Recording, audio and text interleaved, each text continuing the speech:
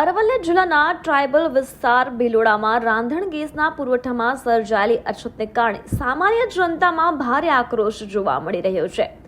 Gas એજન્સીમાં જરૂરિયાત કરતાં ઓછી બોટલ આવતા છેલ્લા 3 દિવસથી લોકો લાંબી કતારોમાં ઊભા રહેવા મજબૂર બન્યા છે. કાળઝાળ ગરમી અને તડકામાં તપતા લોકો દિવસો સુધી લાઇનમાં ઊભા રહેવા છતાં ગેસની બોટલો ન મળતા ભારે હાલાકી ભોગવી રહ્યા છે.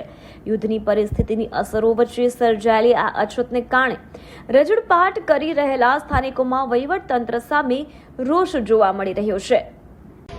मैं राठौर मुकेशભાઈ બલવીરભાઈ यहाँ 3 દિવસથી ગેસના બાટલ લેવા આવું છું.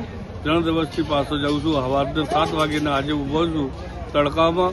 ખાવા પીવા વગર નાસ્તા કર્યા વગર તોય કઈ નંબર મળે નહીં. એક જ ગાડી આવેલી છે, બાટલા મળતા નથી. 3 દિવસથી ધક્કા ખાઉં છું ભિલોડા ગામમાં.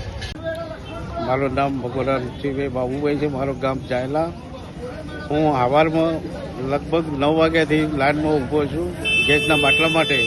અને આપ જોઈ શકો છો ગેસના બાટલા માટેની કેટલી લાઇન છે ને કેટલી અછત છે.